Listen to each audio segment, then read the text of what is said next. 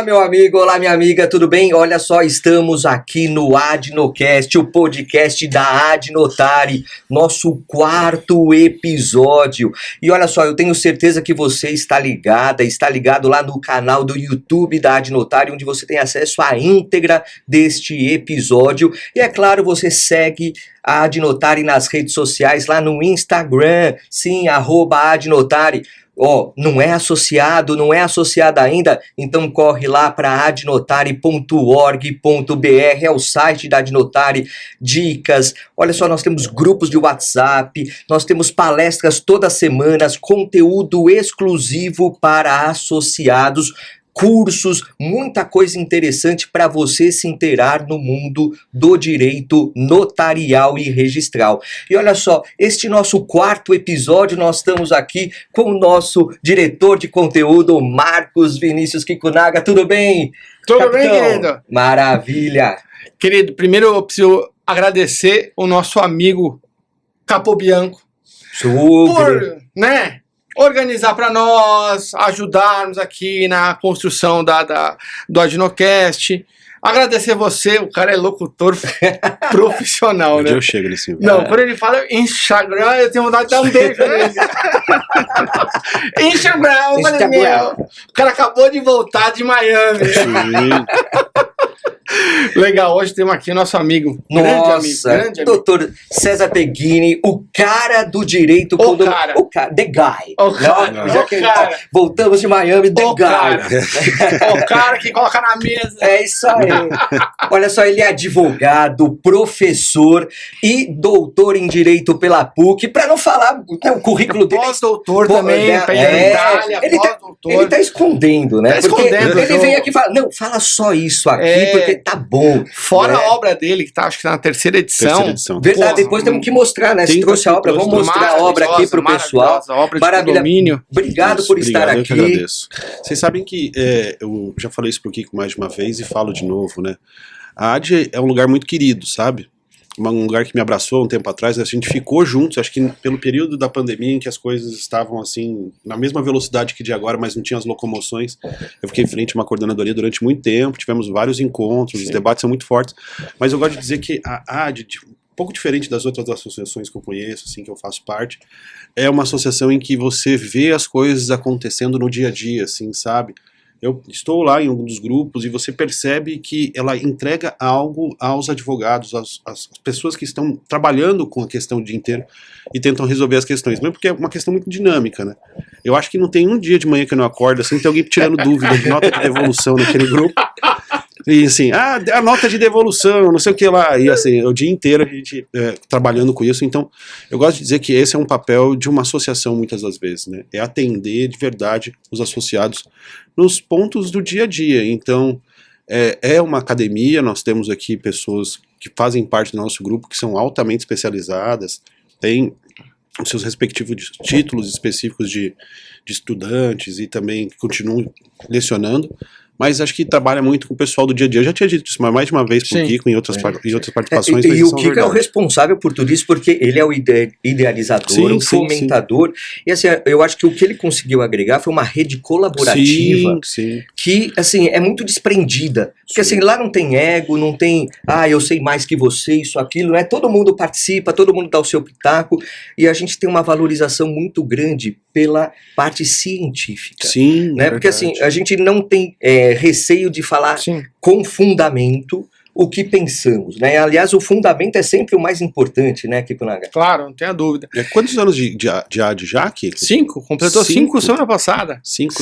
Vai ter até a festa, né? Vai ter até a festa. É verdade, é verdade. Você vai, né? Acabei de receber a mensagem, até separei a data já.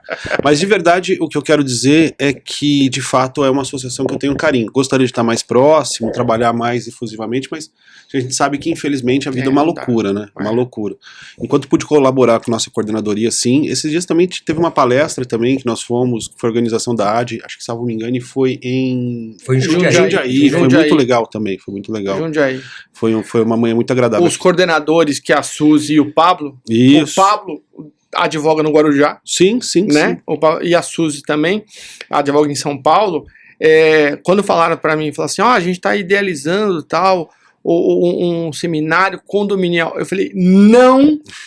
A primeira pessoa que eu falei, não deixem de convidar o professor César Peghini, porque ele é a maior autoridade em condomínio, né? Se conseguir levar o Rubens Carmelias Filho também, que tem obra de condomínio de lixo, para eles discutirem em alto nível, isso é importantíssimo. Não, que bom que você foi. E nesse dia também tinha uma outra participação também, acho que era na ESA de Presidente Prudente. Eu saí de Jundiaí, foi até Presidente Prudente, porque teve... Sim, isso eu vi. Tive 2 encontros, assim, um logo emendado do outro, mas sempre trabalhando questões de direitos reais, que a gente gosta muito, né? Eu gosto muito de direitos reais, gosto muito. O que a gente tem que agradecer ao Peghini é essa disponibilidade e a generosidade acadêmica que ele tem de compartilhar o conhecimento dele, né? Então, assim, a gente fica muito feliz. Obrigado, Peghini, mais uma vez, né? Eu não vou chorar, e não vou te abraçar, e nem te beijar na frente da câmera. Só depois. Só depois. Só depois.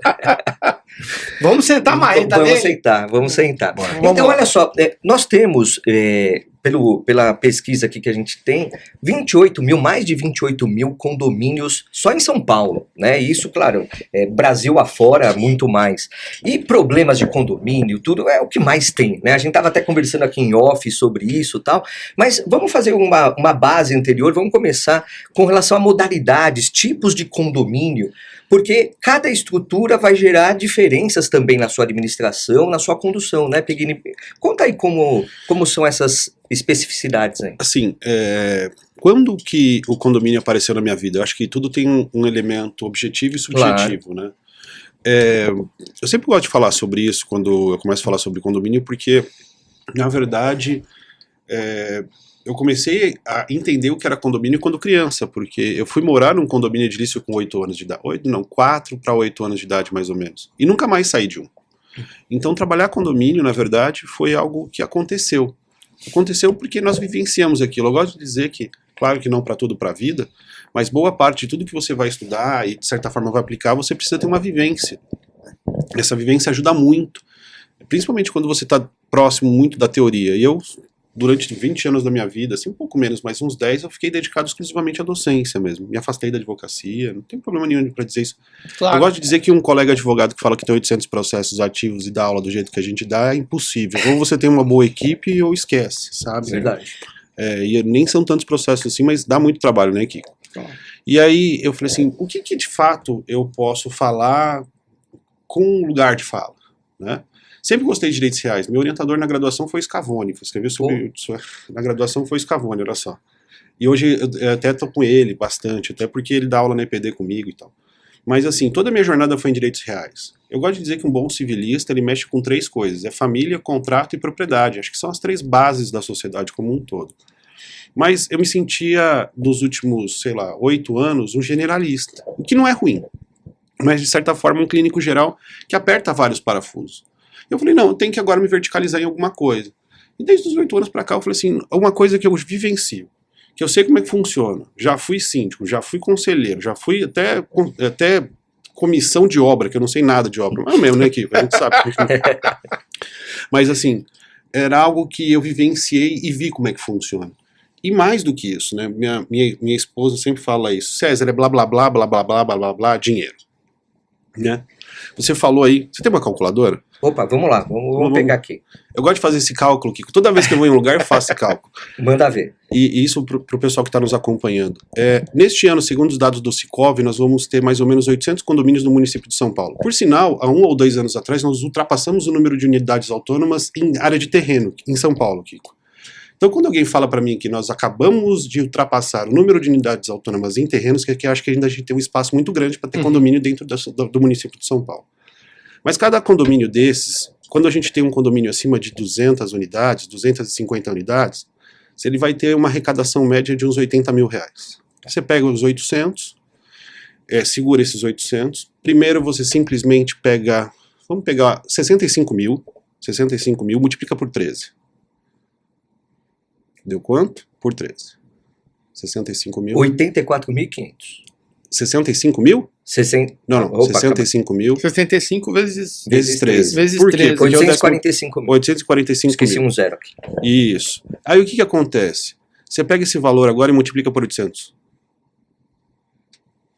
Vixe. 676 milhões. Exatamente. Dá praticamente um pouco mais de meio bi. Só os novos prédios que vão ser entregues em São Paulo nesse ano vão rodar na economia mais de meio bi. Você vem falar para mim que não tem dinheiro aí dentro? Esse é um ponto. Essa é a magia dos condomínios. É a potencialidade econômica que existe aí. Por isso que eu estava citando a minha esposa. É blá, blá, blá, blá, blá, blá, blá, blá, blá, dinheiro. Tem município que não gera isso. Sim. Tem município que não gera. Isso é por ano, os 800, não os 20 e tantos mil que você falou que tem aqui em São Paulo.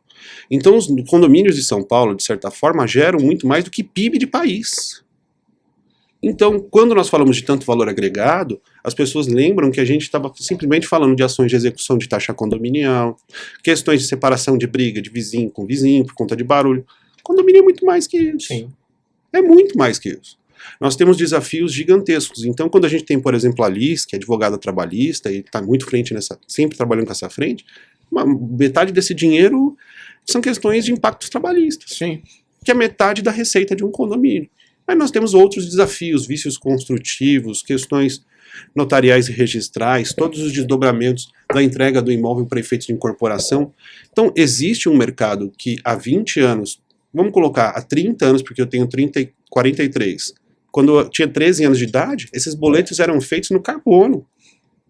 Ou seja, a lei é de 60. Nós, na verdade, temos um mercado novo, porque o condomínio edilício é uma situação do século, talvez 20, um pedaço do, acho que mais do que do 20, Sim. E de verdade, é assim, algo que eu vejo como um nicho de mercado, e não só como um nicho de mercado, um nicho de fato, de conflitos sociais que me interessa muito.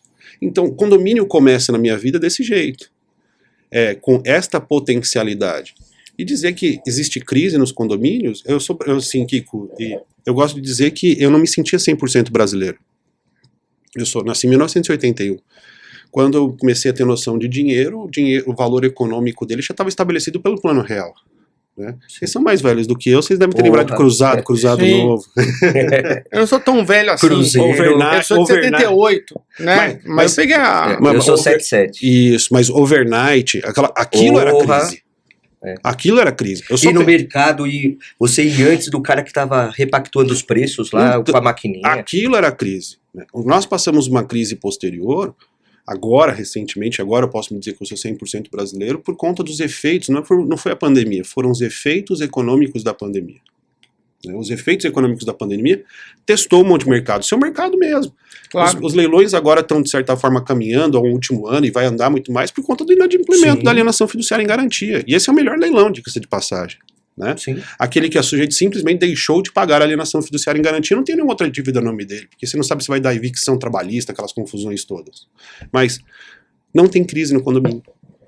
Nós não passamos por uma crise. Quem fala que o condomínio passou por crise nesse período, mentira, porque o que acontece? Nós temos condomínios pessimamente administrados. Se passou, foi mal gerido, né? Se passou, foi mal gerido, mas os condomínios, de fato, não podia falar em diminuição da taxa condominial quando estava todo mundo dentro de casa. Pelo contrário, gerou mais valor agregado para quantos condomínios potencializaram a moradia, né?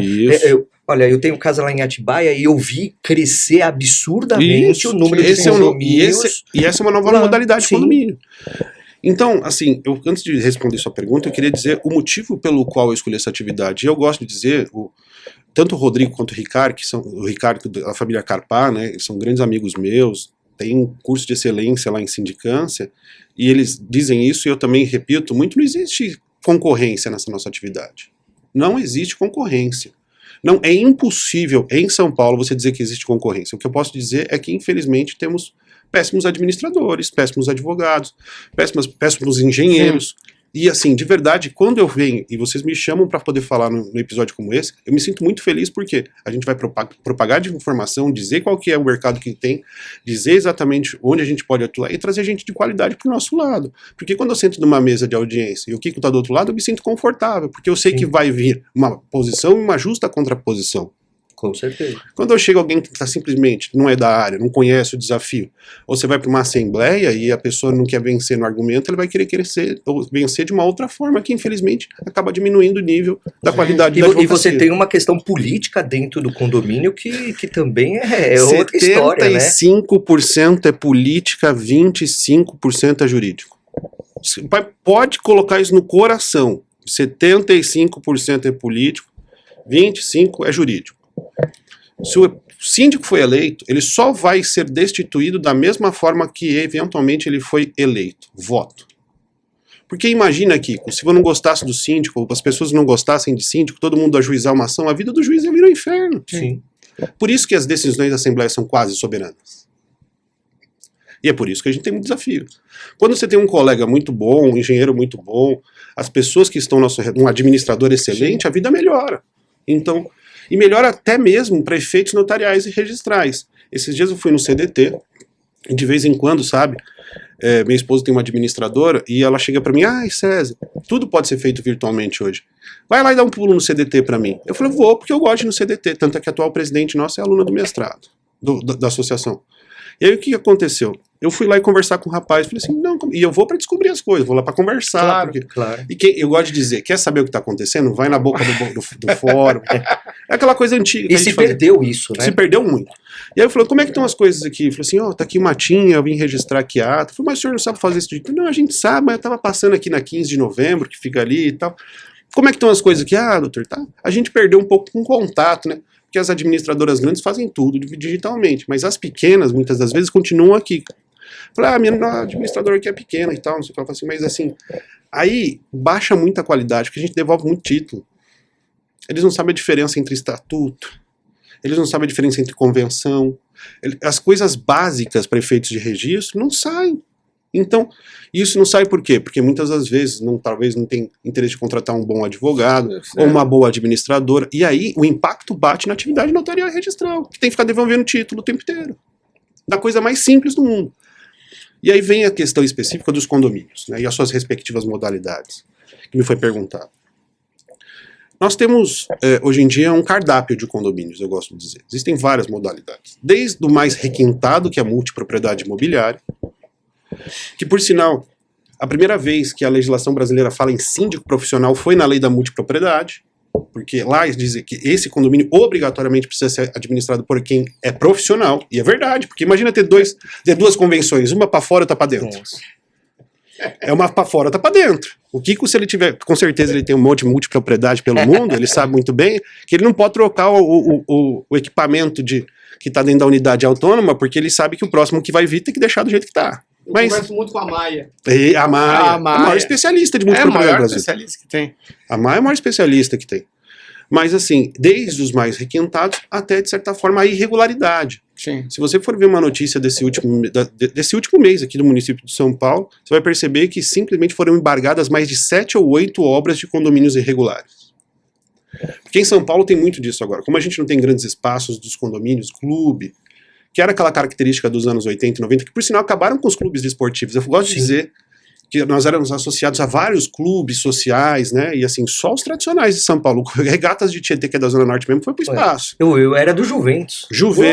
Mas quando você tem tudo dentro do seu apartamento, você não precisa mais. Verdade.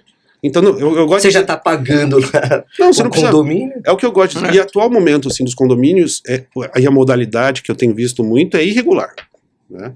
Como assim, César, irregular? Você pega um lote de 30 por 60, simplesmente pega 3, 4 pavimentos e sobe aquela que nós chamamos de condomínio multifamiliar irregular, né? Então, existem condomínios altamente sofisticados. Um exemplo de um condomínio altamente sofisticado é o que o José Oriemo faz com os shoppings de Cidade Jardim, em São Paulo.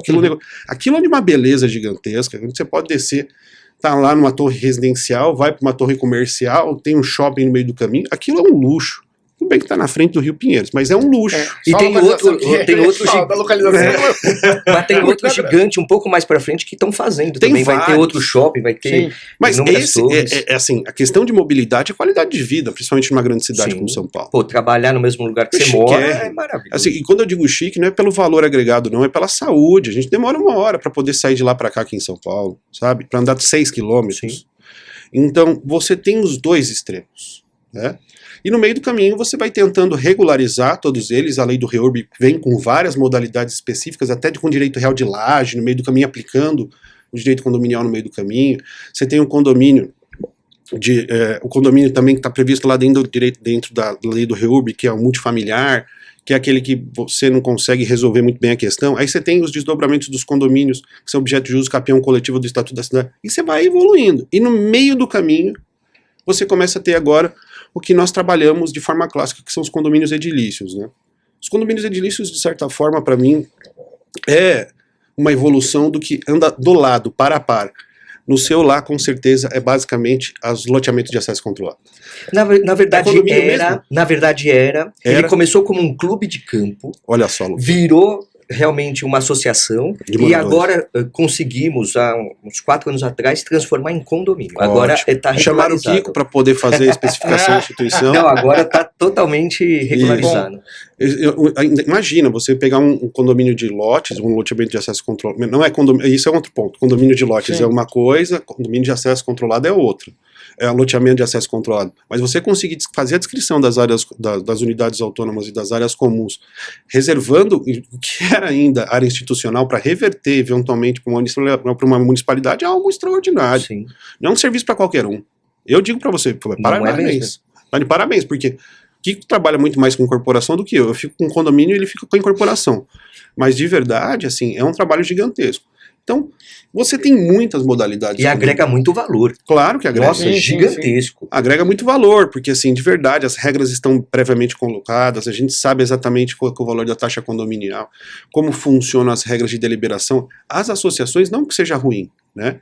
Mas as questões das associações têm grandes desafios no Brasil, principalmente uma decisão lá do STF, alguns anos atrás, que trabalhou com a questão de uma regra de transição, especialmente quanto ao pagamento da taxa associativa. Mas se fosse só taxa associativa, estava bom, porque aí nós temos outros desafios lá dentro, como a questão de deliberação em quóruns. As características do estatuto, até a própria questão notarial e registral, a gente estava falando antes, é muito mais difícil. Alterar uma ata de um estatuto, eventualmente de uma associação, é quase impossível. Registrar simplesmente a eleição de um presidente do estatuto é uma loucura. Vai e volta, vai e volta, vai e volta. Então, eu fico muito preocupado, assim, eventualmente, em dar natureza jurídica ou personalidade jurídica para os condomínios. Então, o que a gente tem hoje em dia? Nós temos várias construções diferentes, cada uma com uma categoria jurídica pré-estabelecida. Como vocês sabem, dá para vir aqui e falar 40 minutos só sobre questões relacionadas à multipropriedade, como o condomínio urbano simples, por exemplo. Mas cada um tem um desafio, uma característica específica, e os que é beleza, né? Ah, César, é complexo, foi feito para ser complexo, foi feito para não funcionar. Não, muito pelo contrário. Eu falo sempre, né? Médico não fica pensando quando vai fazer bula de remédio, ou quando dá nome de remédio. Tecnicamente existe lá todos os componentes lá dentro. Ele fala assim, eu vou colocar aqui, bom para dor de cabeça. Não, vamos colocar os componentes químicos. Nós também temos os nossos componentes químicos. Sim. E para poder reagir a determinado tipo de problema, eu preciso das categorias jurídicas e preciso da natureza jurídica dos institutos.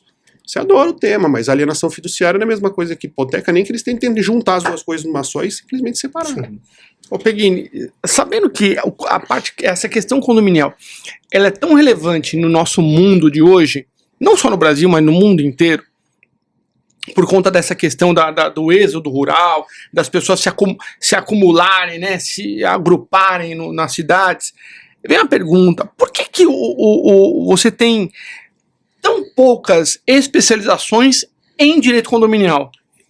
Vários são os motivos, né? A questão, assim, a primeira delas é porque, de fato, é algo novo. Verdade, é algo novo. Não é um pilar estrutural como direito civil, direito processual civil. É um ramo, eu acho. Tanto é que quando eu estava lá em 1900 em Guaraná-Congonha, em 2004, Kiko, eu estava procurando uma pós em direito imobiliário em São Paulo, em 2004, você sabe muito bem que não tinha. Não tinha. A primeira pós-graduação, eu acho que mais conhecida em São Paulo foi de Scavone, que era do professor Jorge Tarde. Sim. É bom que na verdade era um curso de extensão, né? Que era um curso de extensão na FMU. Na FMU. E depois se tornou especialização na mão do Scavone na Escola Paulista de Direito, se não me engano, uma época. Não, continuou na FMU, depois foi para o IPD, né? Isso aí. Sim. Então, se você fala que o direito imobiliário em 2004 não tinha uma especialização, imagina a gente falar em direito condominial, que é um segmento dentro, especificamente dentro da atividade que nós temos aqui. E não tem uma impressão de que é fácil e todo mundo consegue fazer? Não é essa impressão. Olha só, eu faço um paralelo com o direito do consumidor, né? Porque assim, todo mundo é consumidor, dá para divulgar, é fácil, isso, aquilo, tal. O direito condominial, e eu falo ainda. Isso como leiloeiro, eu faço muitos leilões decorrentes de despesas condominiais inadimplidas. Sim. E aí, muitas vezes, falta, por exemplo, a intimação da penhora para cônjuge, que é uma obrigatoriedade, tá na lei 842 do Código de Processo Civil. E aí eu coloco, olha, eu não posso fazer o leilão por causa dessa situação específica. Aí o advogado vem e fala, não, mas espera aí, não é litisconsórcio necessário, não foi uma vez disso. Só que aconteceu. Não. Quer dizer, então a falta dessa especialização, né, da advogado ou advogado, por isso que é importante a gente falar para você que está aí nos assistindo, especialize-se. Porque você vai encontrar um nicho, verticalizar como você fez, e como todos nós fizemos aqui, a verticalização do conhecimento vai fazer com que você tenha uma aptidão de ganhar dinheiro, porque é nadar de braçada, né? E outra também, né? A atividade condominial precisa muito, que eu não gosto nem de chamar de ciências auxiliares, mas as ciências paralelas a nós. Não se faz uma boa advocacia condominial, primeiro, se você não conhece o que é o negócio do seu cliente. Então, conhecer o negócio do seu cliente. Sim. Seja qual for a frente que você for tomar na sua vida, se você não conhecer o negócio do seu cliente, está tudo errado. Né? Porque você não sabe como ele pensa. O seu cliente, como regra geral, ele analisa risco. Eu falo isso todo santo dia. Eu vim do corporativo, né? Eu vim da Eletropaulo, eu vim da Sabesp, eu vim de lugares que eram empresas corporativas. Eles já tinham tomado a decisão deles há muito tempo, como regra geral. A questão é simples, é saber o quê? Qual o risco que eu estou correndo. Então, muitas das vezes, é algo que acontece, vem nesse sentido. Só que o problema é que a atividade condominial não basta você saber de direito. Você tem que saber de administração, porque você precisa saber obrigatoriamente ler uma prestação de contas. Quem não lê uma prestação de contas não é advogado condominialista. Por quê? Por conta dos impactos contratuais que estão lá dentro. Cadê as notas de prestação de serviços? Cadê a forma de transparência nas informações? Quais são os contratos que são realizados? Por quê? Condomínio é prestação de contas. Só que você também precisa de um cara que é um engenheiro muito bom do seu lado. Porque vai vir um pedido de reforma numa unidade autônoma, você não vai saber se a planta com a RT, com cronograma de obra, e também com os funcionários que vão trabalhar lá dentro, atendem às regras de edificação. Então, o ideal mesmo... Derrubar uma parede lá não estrutural... Pode. Não, primeiro você não pode nem passar um conduíte fora do lugar desse tipo de parede estrutural. Sim. Mas, de verdade, assim, é multi, vamos dizer assim, jurídico. Porque você precisa conhecer de construção, você precisa conhecer de questões contábeis fiscais, você precisa conhecer trabalhista. E aí isso dificulta um pouco a ideia de você ter advogados especializados. São pouquíssimas bancas que são especializadas nesse respectivo fim. Então, como a questão ela tem vários desafios diferentes, são poucas especializações que existem nesse sentido. Isso não quer dizer, de fato, que você não possa ser um advogado especializado simplesmente em questões trabalhistas. E eu vou te dizer, faz falta para mim. Faz falta, por quê? Olha só, você tem um mercado em que você tem a convenção coletiva de trabalho dos trabalhadores do condomínio e a convenção coletiva do trabalho dos trabalhadores terceirizados de São Paulo, e uma não conflita com a outra. Qual que você vai escolher? E assim, de verdade, eu nunca cheguei num debate desse, numa assembleia, e falei assim, gente, a CCT é aqui assim, a CCT ali assim, o risco é esse, porque as pessoas não querem ouvir. Quando vão na Assembleia, quando, né? Não, assim, as pessoas não querem ouvir, a não ser salvo, né? Por isso que eu falo que a atividade tem que se profissionalizar mesmo. Para mim, o ideal era, de verdade, ter um condômino que é profissional, porque ele vivencia os problemas dele, sabe quais são as demandas necessárias e realiza de forma profissional. Só que, de verdade, ainda há aquela ideia do desconto da sua unidade autônoma. E assim, a gente continua... Que no final das contas não compensa, né? Porque o trabalho é tanto... Não compensa nada. Não compensa nada. Mas assim, o que eu quero dizer para vocês é de verdade os desafios que a gente tem, que a gente vai continuar avançando nessa área gigantesca. Muita coisa tem por trás disso. Muita coisa. É, porque quando você analisa, eu tenho essa experiência muito interessante. A ESA, quando eu fiz a especialização de imobiliário com ênfase em notário registral, eles falaram assim, ó, a pós tá indo bem. Antes de negócios imobiliários, fala assim, o que você acha de uma pós de condominial? Eu falei, não existe. Não existe. Não existe. Aí eu pensei, falei, não existe. Então assim, a gente vai sair na frente, se isso acontecer. Tem uma agora que o núcleo de São José do Rio, na ESA tem... Na USP, não é? É o pessoal de Ribeirão, né? De Ribeirão. Isso, foi uma agora lá. Uma agora lá. Aí o que aconteceu? Aí eu falei assim, então, vamos fazer. E na sequência veio a eleição de síndico do meu prédio. Aí eu falei assim... Que louco, que louco! O que ele acabou de falar. Para você fazer algo razoável, você tem que viver aquilo. Viver os problemas daquilo. E eu falei, não, eu vou me aventurar. Né? Então, se é para eu coordenar uma pós, eu preciso viver isso aqui. É isso aí. E eu entrei de cabeça. Eu fui eleito assim por unanimidade. Até eu voto em você. Né? Unanimidade. Aí eu comecei e falei assim, vamos começar a trabalhar. Chamei um amigo arquiteto, o Gabriel Macuco, também da Adnotário. Falei, querido, me acompanha. Ele chamou o zelador, falou, vamos acompanhar. Cara, ele falou, meu, seu prédio não caiu. Eu não sei como. Porque o zelador não sabe nada, tem um monte de coisa pra fazer manutenção, e não sei o que, não sei o que, não sei o que, não sei o que, não sei o que. Falei, gente do céu. Primeira coisa, mandei o zelador embora. Por que que... Aí comecei a primeira briga. Exatamente. Por que que você mandou o zelador embora? Falei, por quê? O prédio tá ruindo. Ele é um E o cara estorvo. é querido, né? O cara Ele é um cara querido. Ele, o cara 20 mil anos no prédio. faz aquele favorzinho aqui no apartamento. Exato. Quem reclamou é que se servia desses favores. Claro. Né? Claro. E aí eu comecei a descobrir várias coisas de interesses particulares. E eu falei, não, a administração ela é para o coletivo, ela não é para o individual. Primeira coisa que eu fiz, contratei um novo zelador que não morasse no prédio. Peguei a unidade do prédio, falei assim, essa unidade vai virar receita. Vamos alugar. Para virar receita. Não tem por que ter alguém aqui. Porque você tem adicional, não sei o quê. Tem um monte de coisa. Querido, minha vida virou Salário inferno. moradia chama. Minha vida virou inferno. É isso. Virou inferno. Eu falei, gente, vocês estão de sacanagem. É isso. Nunca mais. E eu achava que meu prédio era super. Não. Torre, 64 unidades. Não, caos. Cadê? Por que que vocês alugam a churrasqueira? Cadê a previsão do aluguel? Ah, não tem previsão.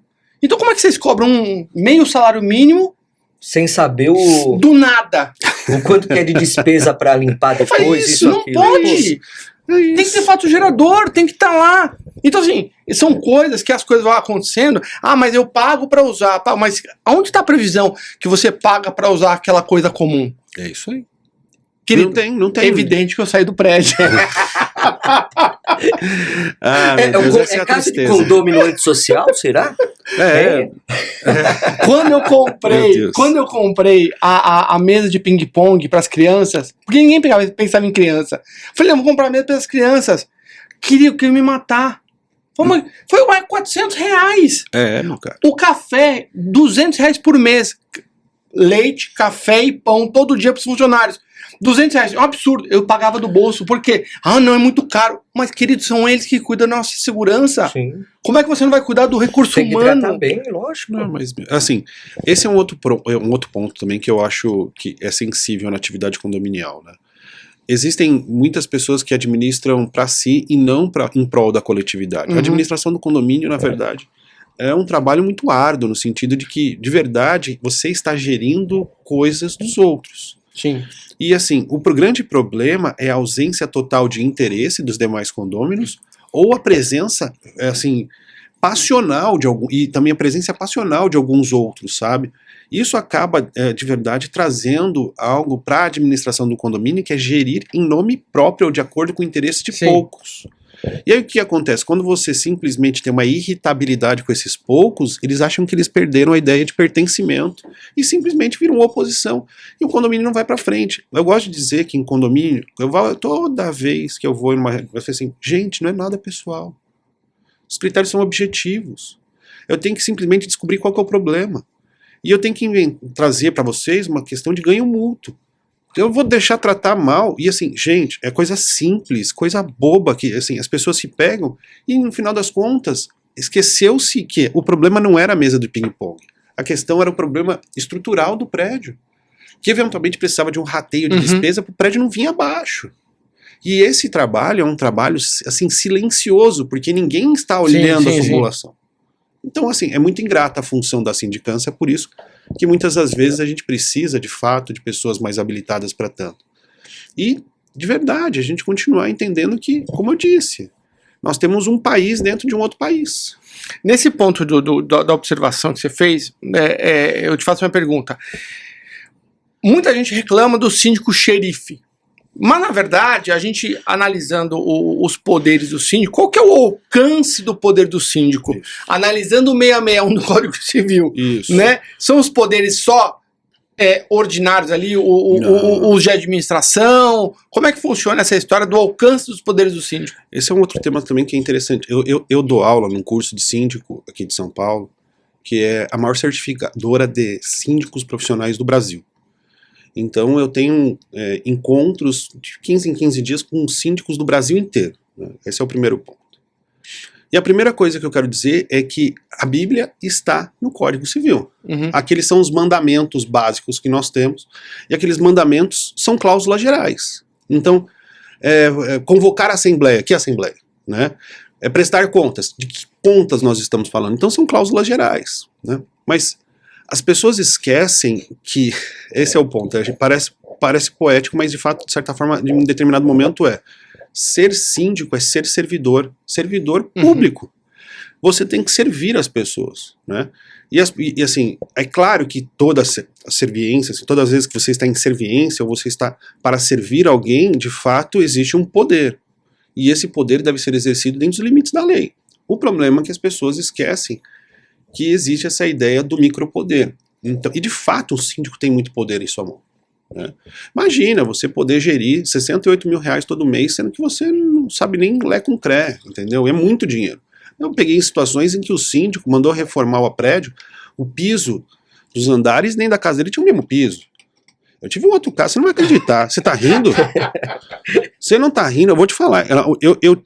Eu como advogado de uma administradora esses dias, tive que simplesmente a administradora pedir demissão porque o síndico estava realizando o pagamento de taxas, o nome do CPF dele, de taxas condominiais de moradores somente para ser reeleito na Assembleia por conta de procuração. Nossa. Vocês estão achando, assim, os problemas... Só para você ter um outro caso, esses dias, o síndico estava fazendo empréstimos consignados com o nome do condomínio, com dinheiro do condomínio, 30 parcelas sem juros. Sabe? É nesse nível que a gente está lidando. Mas, de fato, para mim, além das regras do Código Civil, um bom síndico precisa ter dois grandes valores. O primeiro valor que eu acho que é importante, ele ser um bom gestor de processos e de projetos. Uhum. Eu não sou a favor de regulamentação da atividade, sabe, Kiko? Eu não quero um conselho a mais, eu acho que já está bom. Eu acho que nós podemos ser síndicos. Ser um bom administrador de processos e de projetos, porque tocar uma obra não é simples. Imagina você tocar uma reestruturação de fachada, que custa 3 milhões. Todo dia acontece isso aqui em São Paulo. Mas, acima de tudo, um síndico tem que ser um mediador de conflitos. Sabe? Isso é um dom que muitos, eu mesmo não tenho. Sim. Sabe? De vez em quando a gente perde as estribeiras. Tem que ser um grande mediador, e para ser um bom mediador existe uma ciência por trás. Você chama a Fernanda Tarturci, você chama a Sandra Bayer, você chama o pessoal que sabe mediar. A Pretel, que é uma das grandes especialistas em mediação em condomínios. Elas sabem, de certa forma, realizar as situações e saber que diferença entre conflito e posição, sabe? Então, esse é o grande problema aqui. Os síndicos brasileiros ainda precisam entender que ser síndico não independe da sua profissão, depende de você conhecer, tocar processos e projetos, trabalhar muito mais na prevenção do que na contingência, na urgência, porque de certa forma é isso que acontece. E nós temos um grande problema, que nós temos sindicâncias muito longas, são 15 anos, 20 anos, e a alternância de sindicâncias é algo salutar. Sim. É que falta interesse também. Já que ele tá fazendo tal, deixa ele fazer. É que você incomodou lá no teu prédio. Porque você abalou as estruturas. Mas é isso mesmo, tem que ser ruptivo. Tem que ser ruptivo. No momento que você acaba criando uma administração e dando publicidade do erro ou da omissão dos anteriores, as coisas falam assim, opa, mas peraí. Quem que é você? Você acabou de chegar. É isso que mas como assim? E tava muito cômodo pro pessoal, Claro, a outra gestão. Não, aí você pega tava tudo redondinho lá. Você pega a bandeira dos síndicos não, temos na conta R$300 mil. Mas vocês só estão juntando dinheiro. Não, e outra, não é vocação do condomínio ter dinheiro em caixa. Exato.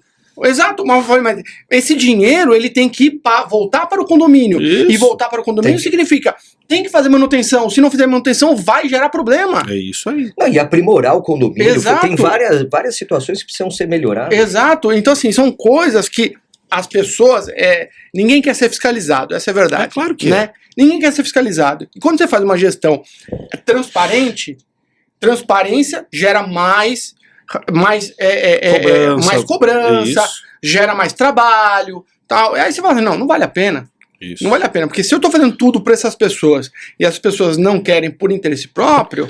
Mas sabe o que acontece, assim, pra gente poder, de certa forma, colocar uma questão que é excelente? Quem trabalha com muita comercialização de imóveis dentro de unidades pensa nisso. As pessoas esquecem do valor agregado. Exato. Vou até dar um exemplo. Lá no condomínio, lá em Atibaia, a gente estava precisando reformar a quadra de tênis. Pô, quem joga tênis não são todos os condôminos, óbvio, né? Então teve aquela questão, mas para que reformar? Não, mas espera. É uma minoria que joga. É uma minoria que joga. Primeiro, você tem conservação do bem comum, naturalmente. Não importa quem joga. Não importa. E você tem uma agregação de valor gigantesca. Isso. Porque assim, a pessoa entra no condomínio e fala, nossa, olha a quadra pintada, bonita, isso. E até, puxando até aquele gancho de a estruturação que foi feita lá de condomínio, aumentou o valor das casas substancialmente. É isso. Né? Então, tudo isso, a pessoa vê lá a zeladoria sendo bem feita, né? Ou a calçada tá bem cuidada, olha só, tá bem limpa a quadra, isso, aquilo, vai gerar um valor gigantesco, porque vai lá o corretor de imóveis mostrar o apartamento, ou mesmo diretamente com o proprietário, tudo, vai falar assim, nossa, olha, tá bem cuidado mesmo. Isso. É essa ideia, assim, que as pessoas não entendem. Elas acreditam que da porta para dentro da casa delas, o que tá para fora é problema delas. Isso vem até em questões pequenas, como pagamento de taxa condominial. O problema é que, no final das contas, elas não entendem que o que está acontecendo no coletivo, eventualmente pode simplesmente trazer problemas gigantescos para a sua própria unidade autônoma. Um exemplo, assim, o exemplo clássico disso é aquele condomínio no Morumbi, em frente. Eu sempre esqueço o nome da comunidade, se é Paraisópolis ou Heliópolis. Você tem um prédio gigante. Você sabe aquele prédio? Eu sei da piscina na varanda. Piscina na varanda. Aquele prédio, assim, independentemente de ter a comunidade do lado ou não ter a comunidade do lado, o que aconteceu ali foram problemas de estrutura e problemas de gestão. Não teve nada a ver com a localização. Você tem outros prédios que são icônicos do lado. Sabe? Você tem o Palácio Igaratá ali. E qual que é o problema que você tem? Exatamente, questões de estrutura, questões de gestão. E assim, você tem um valor agregado de um apartamento lá que não vale nada. Você vai pegar um negócio que está devendo não sei quantos milhões de reais. Para poder resolver aquilo, seria algo muito próximo a uma recuperação judicial, mas a gente sabe que nesse caso não tem. Como que se soluciona? Cortando da própria carne. Só que vai doer muito. Sim. Vai doer muito. E assim, de fato, é isso que falta. A gente pode chegar em situações como essas, situações que são impossíveis de administrar. E o problema é quando você tem situações como essa, simplesmente vem a ruir o bem comum de todos. E aí você vai ter o valor agregado de unidade autônoma diminuído, você vai ter outros problemas muito graves, até de própria convivência, porque a ausência de controle de acesso, um elevador sem inspeção anual de manutenção, esse elevador pode cair e cortar alguém. Não tem coisa mais perigosa que condomínio do que de fato elevador. Eu conheço um colega especializado que ele só advoga para as empresas grandes por conta especificamente de acidentes em elevador. Vários acidentes terríveis. Sim. Mas tudo para dizer que, de verdade, esta ideia da gestão condominial precisa do apoio jurídico, como o apoio jurídico precisa do apoio da gestão. Então, quando você tem bons colegas advogados, desculpa bater nisso, mas bons colegas administradores, o que a gente tem uma tendência. O problema é que, de novo, 75% político, 25% jurídico. Então, as decisões são tomadas de forma colegiada por pouco. E você ser ruptivo nesse sentido e simplesmente diminuir o barulho num prédio de 68 unidades e 5 gritando, você tem que ter algo que o motive a levar você para frente. E você olha, você fala, estou fazendo isso daqui por conta do quê? Do meu condomínio. Eu tenho criança pequena em casa. Ficar escutando baboseira o meu dia inteiro, não aguento. Por isso que, de fato, depois da pandemia, nós tivemos um aumento gigantesco da demanda por meio dos síndicos profissionais, né? Sim. E aí, de fato, será que esse é um bom caminho? Aí todo mundo começou a conviver mais junto e começou a gerar, mas peraí, aquele cara que era gente boa, que falava bom dia pra mim, na verdade ele é um imbecil. Mas é isso mesmo, porque conviver... Na verdade, assim, ninguém quer morar em condomínio. Eu gosto de dizer que existem dois conceitos, o jurídico e o econômico. O jurídico qual que é o conceito de condomínio, César? Isso está no livro, viu, Kiko? É a simbiose orgânica, que ele pega no meu pé que tem coisa que não vai ler. A simbiose orgânica entre propriedade autônoma e área comum. Isso é o jurídico. E qual que é o conceito econômico? O conceito econômico não tenho dinheiro para ter todos os facilities e eu simplesmente vou morar lá dentro para ter. Sim. E a pergunta, gosto dos meus vizinhos? Não.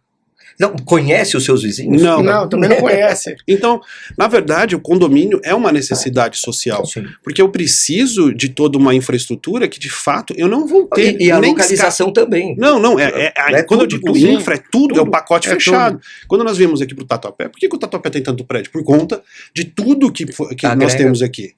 Tem localização, tem comodidade, tem... O Corinthians aqui perto... Não é tão perto, não. Não é tão perto. Não é tão perto, não. Tá um pouquinho pra lá. Tem o clube do Corinthians aqui, pô. Peraí, a Fazendinha. Uma coisa que eu percebi quando eu vim pro Tatuapé foi justamente você tem absolutamente tudo. Porque as casinhas, cada casinha é um negócio. Né? É um comércio, é um tipo de comércio. Então é impressionante essa questão. Voltando a essa questão do condomínio, quando eu gerei aquele problema de choque de realidade, eu falei, gente, tá tudo errado. A gente precisa de mais quórum pra gente discutir coisas próprias do condomínio.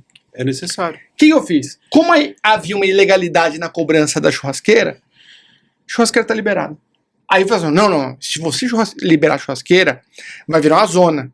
Aí eu falei, então vamos fazer o seguinte, vamos colocar ali quanto que custa para você fazer a limpeza da churrasqueira?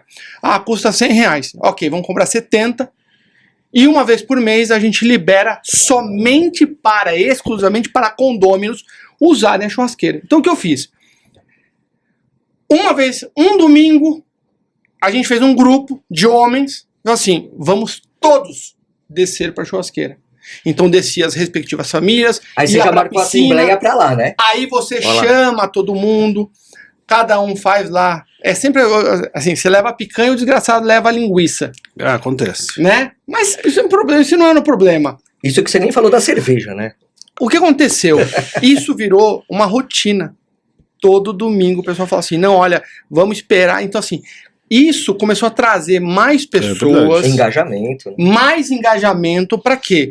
Vamos melhorar o condomínio? Olha, eu acho que isso aqui não tá legal, acho que isso não sei o quê. Tal, mas assim, numa boa. Mas e aí você cria uma gestão participativa. Você cria força. Mas isso é mediação. Isso é mediação mediação. E aqueles caras que usavam o condomínio para interesse próprio já se afastaram, porque eles nunca participaram desse tipo de reunião. Não. Essa é a ideia. Da mediação mesmo, restabelecer, essa é a grande diferença entre conciliação e mediação. Os mediadores dizem, restabelecer o canal de comunicação, voltar a falar quem não se falava.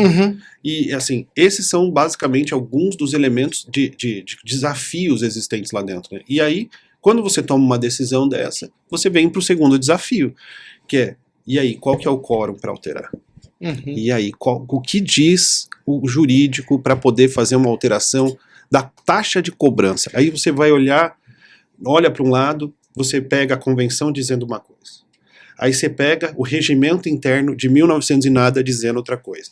Aí você pega 3 atas diferentes, 3 atas historicamente diferentes, falando sobre coisas diferentes nesse sentido. Qual vale? E aí, olha só, a conversa tá muito boa, mas a gente precisa fechar esse episódio. E essa pergunta que você lançou, olha só, nós vamos fechar esse nosso 4º episódio, mas o 5º episódio já vai começar com isso. Vamos falar sobre quórums de assembleia, decisões assembleares, o que vale, o que não pode, porque aqui a gente tem tempo também que, né? E assim, se for ficar, a gente vai ficar o dia inteiro aqui conversando.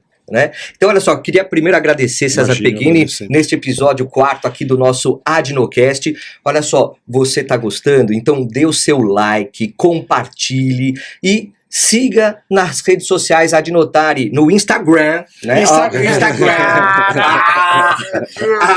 @Adnotari, tamo lá. Quer ser associado? Vantagens incríveis. adnotari.org.br. Vem com a gente, vem se especializar em direito notarial registral, vem ter conhecimento para sua advocacia. Então, vamos ficar por aqui. Obrigado, Kikunaga. Obrigado, Peghini. E a gente volta no 5º episódio, na sequência dessa conversa aqui. É isso aí, abraço!